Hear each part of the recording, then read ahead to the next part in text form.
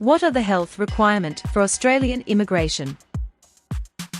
Today we'll share everything you should know about meeting the health requirement for Australian visas and immigration. So, keep watching and don't forget to hit the like button if you find this video informational. But first make sure to follow us on Facebook and Instagram via the links given in the description box below to get timely updates about our upcoming videos on YouTube.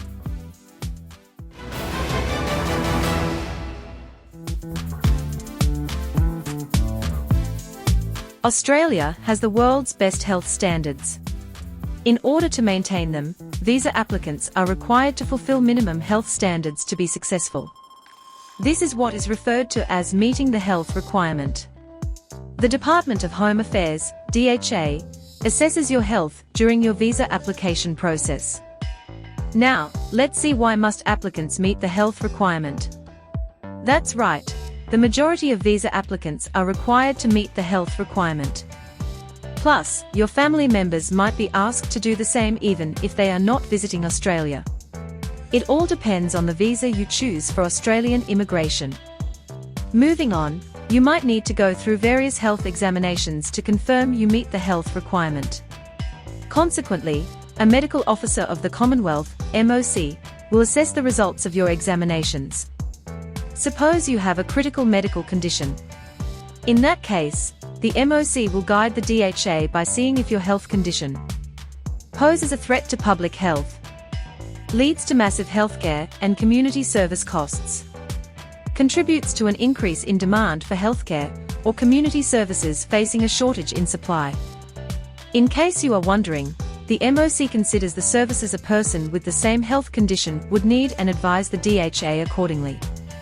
It should be noted that MOC advises DHA solely on the basis of your medical condition without considering your other circumstances.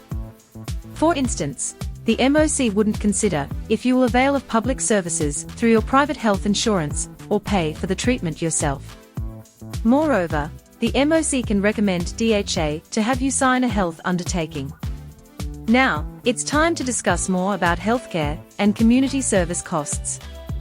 A medical officer of the Commonwealth, MOC, evaluates if your health condition will cause the Australian community to incur significant costs in terms of the community or healthcare services to take care of your condition. This is how the authorities determine if you meet the health requirement. Interestingly, DHA looks at per capita data regarding health and community service costs to estimate the costs of your condition over a period of time. Your total period of stay is considered if you are a temporary visa applicant. On the other hand, the period of stay is 5 years for permanent visa applicants, or 3 years for applicants aged 75 years or above.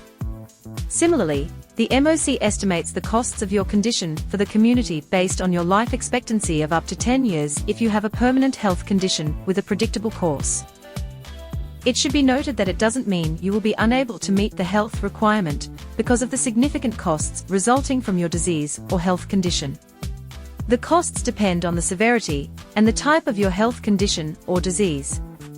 However, DHA will not issue a visa if you fail to meet the health requirement since your disease is expected to lead to a significant cost unless there is an exercised health waiver. The Department of Home Affairs deems costs of $51,000 Australian dollars or more significant. Finally, let's discuss how Australia safeguards access to healthcare and community services. The MOC also sees if your health condition will cause hindrance for Australian citizens and permanent residents in accessing community or healthcare services already in short supply while determining if you meet the health requirement. DHA names this prejudicing access to healthcare or community services. DHA seeks advice from the Australian Department of Health on healthcare or community services, such as organ transplants and dialysis. Don't forget the Immigration Department can choose to exercise a health waiver for specific visas, where it believes that issuing the visa wouldn't lead to significant costs to the Australian community, or prevent Australian citizens or permanent residents from accessing healthcare or community services in short supply. We have reached the end of today's video update. Like, share, and subscribe to our channel for the latest updates. Thanks for watching.